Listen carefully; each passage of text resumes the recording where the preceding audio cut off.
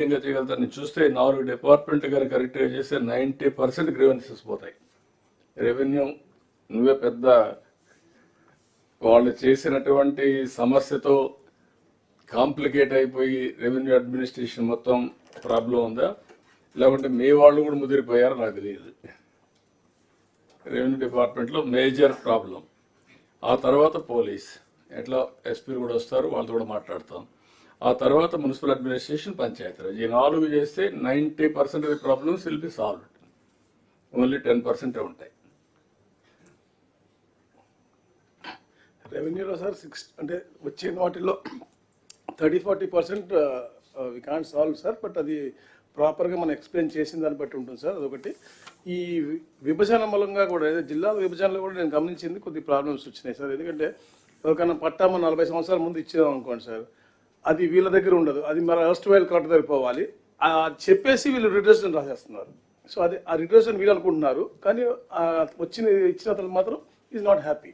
So ఈ communication మీరు problems గమనించారు కాదు. ఆర్డీఓ తహసీల్దార్ పంపిస్తే సమస్య పరిష్కారం అవుతుందా? You are transferring that petition, that request, that grievance. That is not the solution. You find a solution. How to get it done.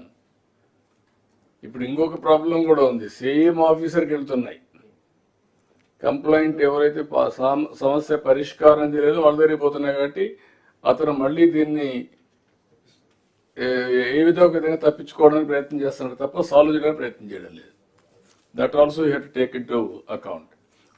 I wanted to fix accountability everywhere. Same office పోవడం, same ఫంక్షన్కి వెళ్ళడం, అలాంటివి కూడా కొన్ని ఉన్నాయి.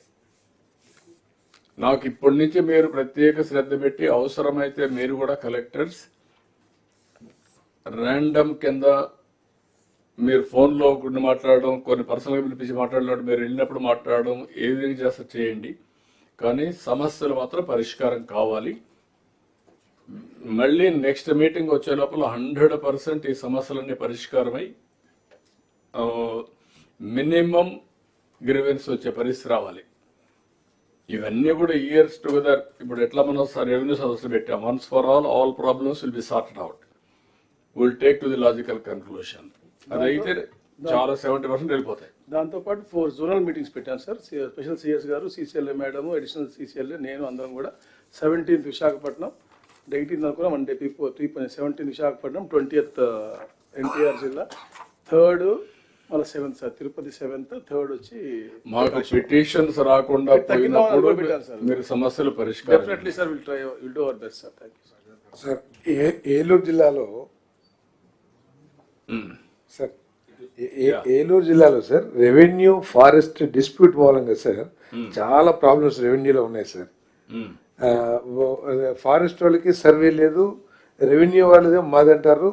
వాళ్ళు పంట